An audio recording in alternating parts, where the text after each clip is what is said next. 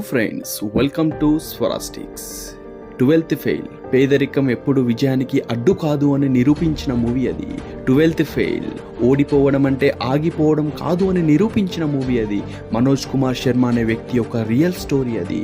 చరిత్రలో Abraham Lincoln యొక్క తండ్రి చెప్పులు కుడుతుంటే పేదరికాన్ని పక్కన పెట్టి ఎన్నో స్థాయిలలో ఓడిపోయిన ఓటమిని అంగీకరించకుండా చివరికి అమెరికా ప్రెసిడెంట్ అయ్యారు. ప్రపంచ కుబేర్లలో స్థానం దక్కించుకునే ముఖేష్ అంబానీ ఒకప్పుడు పెట్రోల్ బంక్లో పనిచేసిన వారే.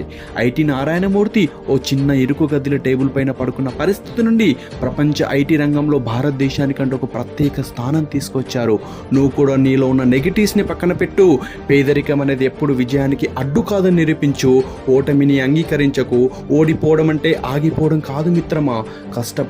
కష్టపడుతూనే ఉండు. ప్రపంచం మొత్తం నీ విజయానికి చప్పట్లు కొట్టేంత వరకు కష్టపడు. విజేతగా మారి చూపెట్టు.